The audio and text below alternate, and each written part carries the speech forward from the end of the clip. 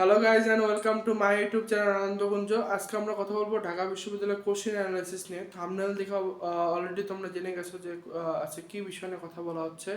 সেটা হচ্ছে ঢাকা বিশ্ববিদ্যালয়ে ফিজিক্সে 15-তে 13 বা 14 পাওয়া সম্ভব খুবই সহজেই। কিভাবে পাওয়া সম্ভব সেটা নিয়ে আজকে কথা বলবো। তোমাদের মনের মধ্যে একটা ধারণা রয়েছে যে ঢাকা বিশ্ববিদ্যালয়ে নাম্বারই পাওয়া যায় না, কিন্তু এই ধারণা কিন্তু ঠিক নয়। হ্যাঁ, কোশ্চেনের সিচুয়েশন অন্যরকম থাকে, অনেক চাপ থাকে, অনেকেরই আশা প্রত্যাশা অনেক রকম থাকে, যার জন্যই তোমাদের এই সহজ প্রশ্নগুলো কঠিন মনে হয়। কিন্তু তার বাইরে তোমরা যদি ঠান্ডা মাথায় কোশ্চেনটা অ্যানালাইসিস করো, তাহলে দেখবা কোশ্চেন অতটাও কঠিন আসে না, স্ট্যান্ডার্ড আসে বাট কঠিন আসে না।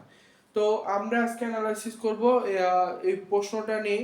একটা সালের প্রশ্ন শুধু অ্যানালাইসিস করবো এবং তোমাদের এই একটা সালের প্রশ্নের মাধ্যমে তোমাদেরকে প্রিপারেশন সিস্টেম সম্বন্ধে একটা ছোটখাটো ধারণা দেওয়ার চেষ্টা করবো যে কীভাবে তোমরা প্রিপারেশন নিতে পারবে এবং আগামী যে 1.5 মাস সময় আছে এই 1.5 মাসে কীভাবে ইফেক্টিভলি প্রিপারেশন নিয়ে তুমি বা ঢাকা বিশ্ববিদ্যালয়ে চান্স পেতে পারো তার একটা সুন্দর একটা দিক নির্দেশনা দেওয়ার চেষ্টা করবো। তো আশা করি ভিডিওর প্রথম থেকে শেষ পর্যন্ত দেখবা এবং পরবর্তী ভিডিওর জন্য আমার চ্যানেলকে সাবস্ক্রাইব করে রাখবা, কারণ পরবর্তী ভিডিওতে কেমিস্ট্রি এবং বায়োলজি ও ম্যাথ নিয়ে কথা হবে।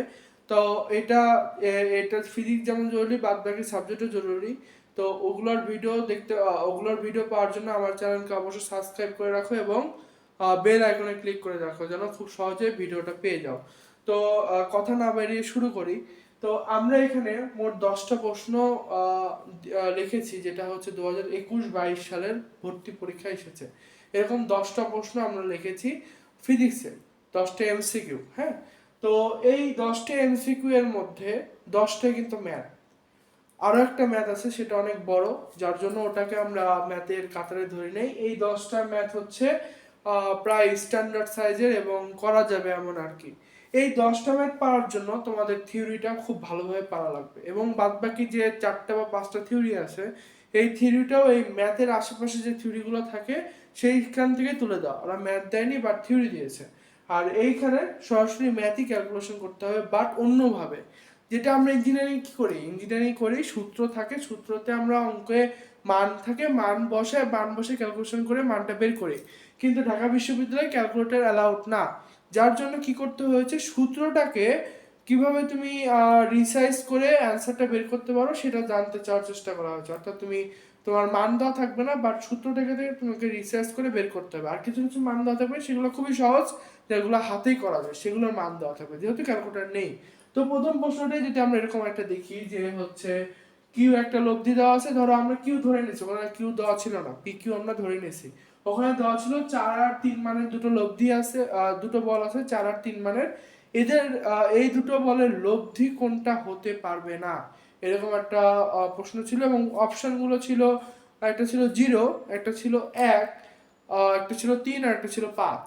তো এই 4টা অপশন ছিল এই প্রশ্নের জন্য এবং কোনটা অ্যান্সার হবে, হতে পারবে না কোনটা, এটা জানার জন্য আমাদের হচ্ছে এই লব্ধি কত হতে পারে সেটা নিয়ে একটা ধারণা থাকা লাগবে। লব্ধির সর্বোচ্চ মান কত, সর্বনিম্ন মান কত।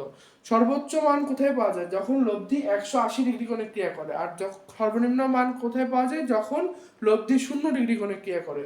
এই দুটো পয়েন্ট বাদ দিয়ে এই দুটো পয়েন্টের মাঝখানে এই সর্বোচ্চ এবং সর্বনিম্ন বিন্দু যদি আমরা বের করে ফেলি বা সর্বোচ্চ সর্বনিম্ন লব্ধি যদি আমরা বের করে ফেলি, এই রেঞ্জের মধ্যে যে কয়টা লব্ধি পাওয়া যাবে সবগুলোই হতে পারবে, এই রেঞ্জের বাইরে হলে হতে পারবে না। এটা হলো সহজ আনসার। তাহলে এটার লব্ধির সর্বোচ্চ মান কত হবে, 3 + 4 সমান হচ্ছে 7 সর্বোচ্চ এটা, আর সর্বনিম্ন হবে 4 - 3 = 1। এই দুটো হলো সর্বোচ্চ সর্বনিম্ন, অর্থাৎ 7 থেকে 1-এর মধ্যে যদি কোনো মান থাকে 1 থেকে 7-এর মধ্যে, তাহলে সেটাই হবে অ্যান্সার। তো ওখানে যেহেতু শূন্য ছিল, শূন্যটা হচ্ছে 1 থেকে 7-এর মধ্যে না, তাই আমরা বলে দিতে পারি সহজে যে শূন্যটা হবে, লব্ধি হতে পারবে না। এটা হলো অ্যান্সার, খুবই সহজ এবং কমন প্রশ্ন এটা। হ্যাঁ, তো এটা ছিল 1 নম্বরে। তারপরে আরেকটা প্রশ্ন ছিল এরকম যে হচ্ছে একটা সূত্র, এরকম একটা সমীকরণ দেওয়া ছিল এবং বলা ছিল যে ওমেগা অর্থাৎ কৌণিক কম্পাঙ্ক কত হবে। তো এটা জানার জন্য আমাদের হচ্ছে সূত্র জানা লাগবে।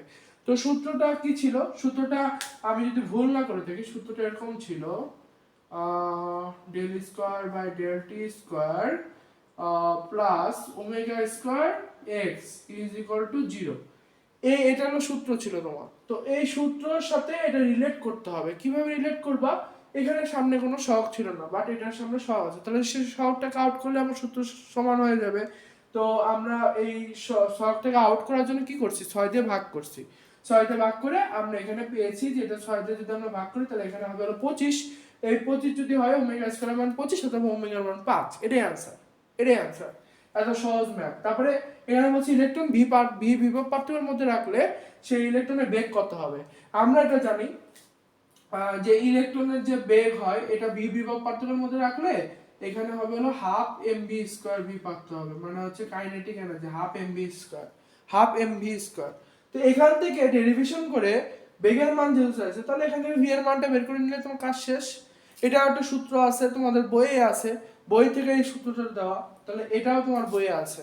নেক্সট ভরবেগ, ভরবেগ রিলেটেড একটা ম্যাথ ছিল যেখানে বলে দেওয়া ছিল যে ভর শূন্য হলে ভরবেগ কত হবে। ই একটা শক্তি আছে যে একটা কণা আছে যার শক্তি হচ্ছে ই এবং ভরবেগ হচ্ছে শূন্য, না ভর হচ্ছে শূন্য, তাহলে ভরবেগ কত হবে। আমরা জানি ভর শূন্য হলেও ভরবেগের উপরে এটার কোনো ইম্প্যাক্ট পড়ে না। তো ভরবেগ আমরা কিভাবে বের করতে পারি, ভরবেগ আমরা এইভাবে বের করতে পারি mc² = e। এটা আমরা জানি ই যেহেতু শক্তি দেওয়া আছে, এখান থেকে আমরা ভরবেগের ইকুয়েশন বের করতে পারি। তাহলে এখানে ভর আর বেগটা রাখতে হবে। তাহলে এখান থেকে যদি আমরা বা চিহ্ন দিই, ভর আর বেগটাকে রাখলাম, আর ই এর ওই পাশে ইয়াটাকে নিয়ে গেলাম একটা সি, এখান থেকে সি মানে বেগ একটাকে নিয়ে গেলাম এই। এটাই হলো आंसर, এই যে এটা হলো ভরবেগ। এটাই ছিল অপশনে। আর একটা শূন্য ছিল, শূন্যটা কনফিউশন করার জন্য দিয়েছিল অপশন একটা। তো এই কনফিউশন ক্রিয়েট করলে তোমরা ভুল করবা জানে, তো এটা জানার জন্য ওরা দিয়েছিল। তো শূন্যতে অনেকে দাগাইছে, অনেকে জানে যে ভরবেগের সাথে ওটার কোনো রিলেট না, ভরের কোনো রিলেট নেই, এই জন্য ওরা অনেকেই শূন্য দাগায়নি, অনেকেই ই/সি দাগাইছে। যারা ই/সি দাগাইছে তারা রাইট। দেন হচ্ছে দুইটি বিন্দুর মধ্যে বিভব পার্থক্য সমান করার জন্য কি করতে হবে। দুইটি বিন্দুর মধ্যে বিভব পার্থক্য সমান করতে চাচ্ছ, বিভব পার্থক্য সমান করতে চাওয়ার অর্থ হচ্ছে বিভব পার্থক্যের মান শূন্য হবে। মানে হচ্ছে ধরো বিভব একটা v1 দুটো পয়েন্টের মধ্যে এই দুটো v1 আর v2 কে সমান করবা, তাহলে v1 আর v2 সমান করলে v1 আর v2 এর বিয়োগফল শূন্য হবে। আর এই শূন্য হওয়া মানে কি, এটার মান হচ্ছে ই এর মানও শূন্য হয়ে যাবে। ই এর মান কখন শূন্য হবে, যখন i আর এই দুটার গুণফলের মান শূন্য হবে। আর এর মান তো সবসময় একটা মান থাকে, রোধের মান থাকে, তাহলে তো বর্তনী হবে না, তাহলে আই এর মানটা শূন্য হবে। তো তড়িৎ প্রবাহের মান যদি শূন্য হয় তাহলে বিভব পার্থক্য দুটো সমান হয়ে যাবে। বুঝতে হবে এটা, হ্যাঁ। এই বিভব পার্থক্য বলতে এই যে বিভব পার্থক্য বোঝায়, এই বিভব পার্থক্য যদি এটা শূন্য হয়, এটা যদি শূন্য হয় তাহলে এটাও শূন্য, শূন্য হলে v1 = v2 হবে। এটাই বলছে, এটাই চাইছে যে কখন সমান হবে, এই ক্ষেত্রে সমান হবে। এটা কিন্তু সূত্র দিয়েই করা যায়, ঠিক আছে। তারপরে দেখো দ্বিচিহ্নের মধ্যবর্তী দূরত্ব দ্বিগুণ করলে একক দৈর্ঘ্যে উজ্জ্বল ডোরার সংখ্যা স্থির রাখতে পর্দার দূরত্ব কত হওয়া লাগবে।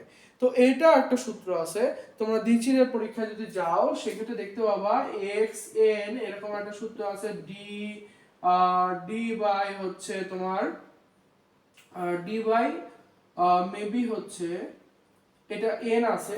যাই হোক এখানে একটা সূত্র আছে ডি বাই এন ল্যামডা আছে এরকম আর কি, এন ল্যামডা। এখানে একটা সূত্র আছে, যে সূত্রটা এখানে একটা স্মল ডি ছিল, স্মল ডি আর ডি, এটা হলো ক্যাপিটাল ডি, ডি হচ্ছে পর্দার দূরত্ব আর ডি হচ্ছে এই যে তোমার বস্তুর দূরত্ব। তো এখানে এন ল্যামডা ছিল। তো এই সূত্র রিলেট করে তোমাকে বলেছে যে একক দৈর্ঘ্যে ডোরার সংখ্যা স্থির রাখতে। ডোরার সংখ্যা তোমরা স্থির রাখবা, এন এর মান স্থির, একক দৈর্ঘ্য মানে এটার মান 1, তাহলে একক দৈর্ঘ্য এটার মান যদি স্থির রাখতে চাও তাহলে কি করতে হবে, পর্দার দূরত্ব কত করতে হবে। যদি তুমি দ্বিচিহ্নের মধ্যবর্তী দূরত্ব অর্থাৎ এক্স এর মান যদি দ্বিগুণ করো, এটার মান যদি দ্বিগুণ করো তাহলে তুমি এটা কিভাবে করতে পারবা। তো এই পাশে যদি দ্বিগুণ হয় তাহলে ও পাশেও দ্বিগুণ হবে, এই জন্য ডি এর মান 2 গুণ হবে। তাহলে ডি এর মান যদি 2 গুণ হয় তাহলে এটা ডি এর মান যদি দ্বিগুণ করো তাহলে এই দুইটা পাশে সমান হয়ে যাবে। আর এটার মান তো কনস্ট্যান্ট বলেই দিছে একক দৈর্ঘ্যে, তাহলে যদি কনস্ট্যান্ট হয় তাহলে ডি এর মান আমাকে এই পাশে দ্বিগুণ করলে এই পাশে দ্বিগুণ করতে হবে, যার জন্য আমরা বলেছি যে হচ্ছে ডি এর মান দ্বিগুণ হবে। এটা ওই অপশনে ছিল যে ডি এর মান কত হবে, 2d হবে, অপশনে এটা ছিল। তো তারপর দেখো বৃষ্টির ফোঁটা যদি ভেঙে যায় তাহলে ক্ষেত্রফল কি হবে। ওই ফোঁটাগুলোর সমষ্টিগত ক্ষেত্রফল চেয়েছে, অর্থাৎ তুমি একটা বৃষ্টির ফোঁটা নিলা, সেই বৃষ্টি ফোঁটাকে ভেঙে অনেকগুলো বৃষ্টি ফোঁটায় পরিণত করলা। এখন এই বৃষ্টি ফোঁটাগুলোর ক্ষেত্রফল, যে পার্টিকুলার এক একটা করে বৃষ্টি ফোঁটা পাবা, সবগুলো বৃষ্টি ফোঁটার ক্ষেত্রফলের যোগফল কি হবে, বাড়বে, কমবে, না সমান থাকবে, না কি হবে, এটাই অপশনে চাইছে। তো আমরা একটু মানে কমন সেন্স যদি আমরা এই রিলেটেড অনেকগুলো ম্যাথ করে আসছি অলরেডি। তোমরা এসএসসি এইচএসসিতে এই টপিকটা অনেক গুরুত্বপূর্ণ টপিক ছিল এবং এখান থেকে ম্যাথ আসতোই। তো আমরা জানি যে যদি অনেকগুলো ছোট ছোট ফোটায় পরিণত করি তাহলে ক্ষেত্রফল বাড়ে, কারণ এর সার্ফেস এরিয়া বাড়ে। তোমরা একটু প্র্যাকটিক্যাল জ্ঞান যদি তোমাদের থাকে, একটা সার্ফেস এরিয়া থেকে তুমি 2-3টে সার্ফেস এরিয়া ভাগ করে দিচ্ছ, তখন তো সার্ফেস এরিয়া অটোমেটিকলি বেড়ে যাবে, এটা স্বাভাবিক। তো ওখান থেকে আর ক্যালকুলেশন করে ওখান থেকে প্রুভ করা যায়, কারণ তখন আমরা যে একটা ভি ধরতাম, এই যে স্মল ভি, এখানে হলো ক্যাপিটাল ভি, এটা ক্যাপিটাল ভি, এটা স্মল ভি, এন সংখ্যক স্মল ভি এর এটার বড়টার আয়তন সমান এন সংখ্যক স্মল ভি এর আয়তন। তারপরে এন সংখ্যক মানে কতগুলো তুমি এন এ ভাগ করতেছো, আর ভি এর মান হলো ছোট আর 4/3 পাই আর কিউব, স্মল আর কিউব, আর এখানে হতো 4/3 ক্যাপিটাল আর কিউব। যে আর আর স্মল আর এর মধ্যে একটা সম্পর্ক রিলেট করতাম, সেই রিলেট করে এর সূত্রে বসাতাম, দেখতাম যে বেশি চলে আসতো। এই যে এই জায়গাটা থেকে প্রশ্নটা দিছে যে ক্ষেত্রফল বাড়বে কি না কমবে কিনা। তো হচ্ছে আমাদের এই প্রশ্নের উত্তর হবে বাড়বে। এটাও জানার জন্য তোমাকে থিওরি পড়তে হবে, অর্থাৎ সূত্র পড়তে হবে, সূত্র বুঝতে হবে। এই জায়গাটাই গুরুত্বপূর্ণ, এই জায়গাটায় আমরা ফোকাস করার চেষ্টা করতেছি, সূত্র তোমাকে বুঝতে হবে। তারপরে হচ্ছে এরপরে হচ্ছে একটি বস্তুর মোট শক্তি এর স্থির শক্তি যদি দ্বিগুণ হয় কোনটির দ্রুতি কত হবে। একটি বস্তুর মোট শক্তি যদি এর স্থির শক্তি যদি দ্বিগুণ হয় তাহলে কণাটির দ্রুতি কত হবে। তো স্থির শক্তি আর মানে হচ্ছে চলমান অবস্থায় শক্তি, এটাই চেয়েছে আর কি, যে এটা চলমান অবস্থায় ছিল বস্তু। হ্যাঁ, বস্তু যদি চলমান অবস্থায় মোট শক্তি স্থির অবস্থায় শক্তি দ্বিগুণ হয়, শক্তির সাথে কার সম্পর্ক আছে, এম এর সম্পর্ক আছে। কারণ আমরা জানি E is equal to M C square, তাহলে ই সমানুপাতিক হচ্ছে এম, এটা আমরা জানি, অলরেডি জানি। হ্যাঁ, তাহলে ই সমানুপাতিক যদি এম হয় তাহলে ই এর সাথে সম্পর্ক এম এর, তাহলে ই যদি দ্বিগুণ হয় তাহলে এমও দ্বিগুণ হবে। তাহলে এখানে শক্তির দ্বিগুণ বলতে তাহলে এম এর দ্বিগুণ হবে, অর্থাৎ চলমান অবস্থায় এম দ্বিগুণ হবে, এই আর কি। তো চলমান অবস্থায় যে আমরা যেটা সূত্র জানি, এটা আপেক্ষিকতার থেকে সূত্রটা আসে, root over 1 minus V square by C square, এই সূত্রটা আসে। এখান থেকে তুমি যদি এম এর মান বলছে দ্বিগুণ, অর্থাৎ 2m এম নট হবে, 2m নট সমান হচ্ছে M naught root over 1 minus V square by C square. এখান থেকে ধরো এম নট আর এম নট কেটে যাবে, কেটে গেলে কি থাকবে, এম নট আর এম নট কেটে গেলে তারপরে এটাকে উল্টাই দিতে হবে, উল্টাই দিলে এখানে হাফ হাফ হবে, এখানে হচ্ছে রুট ওভার থাকবে, সেই রুট ওভারটা এই পাশে পার করে দিলে স্কয়ার হবে। স্কয়ার করলে আলটিমেটলি এটা থাকার কথা, এটা থাকলে এই যেরকম একটা জিনিস থাকবে 1/4, এটা হবে। এটা হওয়ার পর তারপরে তুমি এটাকে এই পাশে পার করে দিবা, এটাকে এই পাশে পার করে দিবা, পার করে দিলে কি হবে, ভি স্কয়ার সমান V square by C square is equal to হবে হলো 1 মাইনাস 1/4 ইজ ইকুয়াল টু 3/4 হবে। দেন তোমাকে হচ্ছে আবার সি স্কয়ারটাকে এই পাশে পার করে দিতে হবে এবং ভি এর এখান থেকে ভি এর একটা ভ্যালু বের হবে, সেই ভি এর ভ্যালু হচ্ছে √3/2 সি, এরকম একটা ভ্যালু বেরোবে এবং এটাই বের করতে বলেছে কোশ্চেনে। তো এটা যারা তোমরা যদি একটু প্র্যাকটিস করে যাও, এইসব ম্যাথ কিন্তু রেগুলার আসে, তো তোমরা যদি একটু প্র্যাকটিস করে যাও এটা করতে 1 মিনিটের বেশি সময় লাগার কথা না। আর ম্যাক্সিমাম এমসিকিউ তোমরা যদি থিওরি বুঝে থাকো, ম্যাক্সিমাম এমসিকিউ সলভ করতে তোমাদের সময় লাগবে হাফ মিনিট, আমার যেরকম লাগলো তোমাদের হাফ মিনিট সময় লাগবে। এই ভিডিওটা কিন্তু লেন্থ অতটা বড় না, তো আমরা খুব অল্প সময়ের মধ্যে 5 থেকে 8 মিনিটের মধ্যে ব্যাখ্যা সহ প্রায় 10টার মতো ম্যাথ সলভ করে ফেলছি। তো এটা খুবই খুবই খুবই ইফেক্টিভ, তোমরা যদি একটু থিওরি বুঝো তাহলে কিন্তু এই ম্যাথগুলো করতে পারবা। তারপরে ধরো আরেকটা ছিল যে টি এর সাথে এম এর মানে হচ্ছে সম্পর্ক রিলেটেড, মানে স্প্রিং এর একটা হচ্ছে ম্যাথ ছিল, এবং স্প্রিং এর ম্যাথ বারবারই দেয়। কার্যকর দৈর্ঘ্যের সাথে টি এর সম্পর্ক একটা আছে আর এম এর সাথে টি এর সম্পর্ক একটা আছে। তো হচ্ছে এই এম এর সাথে টি এর সম্পর্ক হচ্ছে ব্যস্ত এই যে √ওভার এরকম একটা সম্পর্ক আছে টি এর সাথে এম এর। তো এম হলো স্প্রিং এর ভর, তো স্প্রিং এর ভর বলে যদি 4 গুণ যদি হয় তাহলে টি এর মান কত গুণ হবে, দ্বিগুণ হবে। এই যে দ্বিগুণ হবে, এটা জানার জন্য কি জানা লাগবে, সূত্র জানা লাগবে। সূত্র জানলে বুঝবা যে কোনটার সাথে কোনটা সমানুপাতিক, কোনটার সাথে কোনটা ব্যস্তানুপাতিক, না স্কয়ার রুট বা রুট রুট সমানুপাতিক, এরকম মানে এটা সূত্র জানলেই পসিবল, না হলে পসিবল না, ঠিক আছে। তো এটা সূত্র থেকে বের করে নিয়ে আসা হচ্ছে এরকম একটা সম্পর্ক।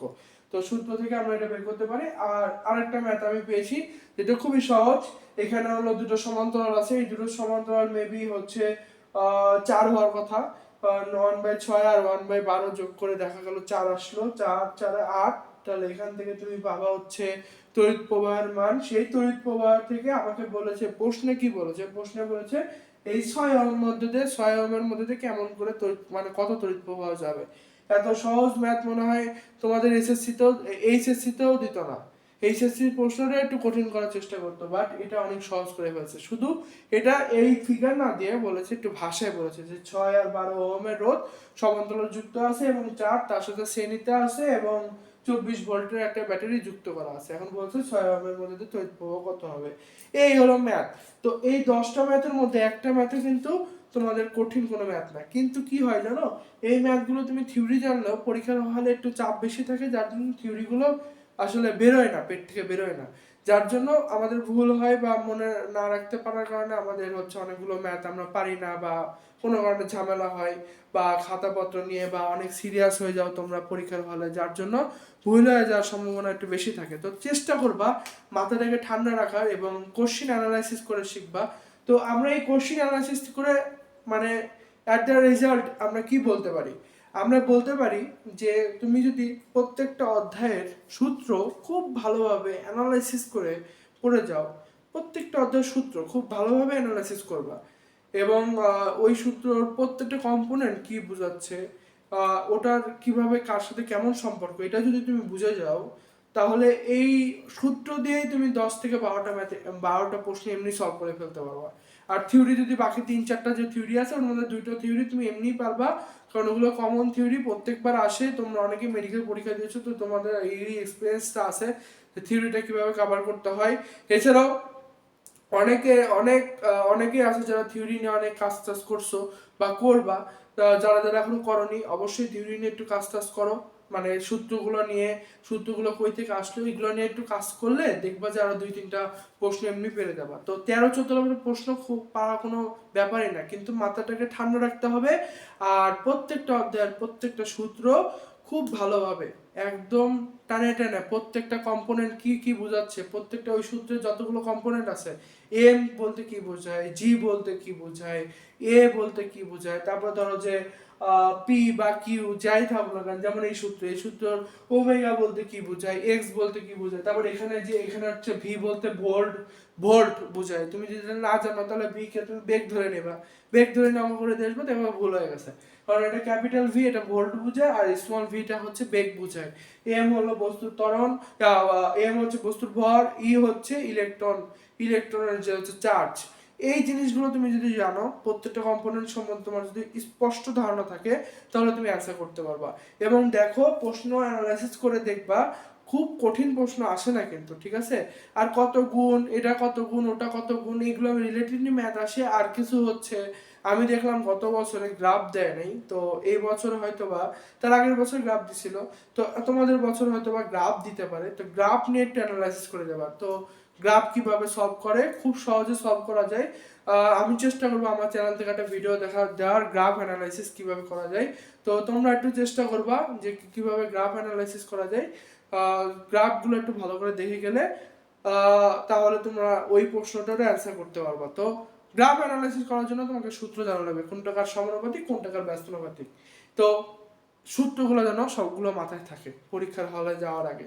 আর প্রশ্ন অ্যানালাইসিস করে যাবা, 20 বছরের প্রশ্ন সলভ করে গেলে তুমি প্রায় 4 থেকে 5টা প্রশ্ন হুবহু কমন পাবা, এটা শিওর, ধরে রাখো। 4 থেকে 5টা প্রশ্ন হুবহু কমন পাবা, তারও বেশিও পেতে পারো, 7-8টাও পেতে পারো। তো অবশ্যই 20 বছরের প্রশ্ন সলভ করে যাবা এবং বাদ বাকি যেগুলো থিওরি আছে সবগুলো কভার করে চলে যাবা, দেখা যাক কি হয়। সূত্র অ্যানালাইসিস করে যাও, আশা করি তোমাদের ভুল হওয়ার সম্ভাবনা থাকবে না। তো ভালো থেকো, সুস্থ থেকো, খুব ভালো একটা পরীক্ষা দাও এবং পরবর্তী ভিডিওতে আমরা কেমিস্ট্রি নিয়ে কথা বলবো। ততক্ষণ পর্যন্ত আনন্দকুঞ্জ চ্যানেলের সঙ্গে থেকো, আর যারা নতুন হয়েছে আনন্দকুঞ্জ চ্যানেলকে সাবস্ক্রাইব করে দাও এবং আমাদের সঙ্গেই থাকো পরবর্তী ভিডিও পর্যন্ত।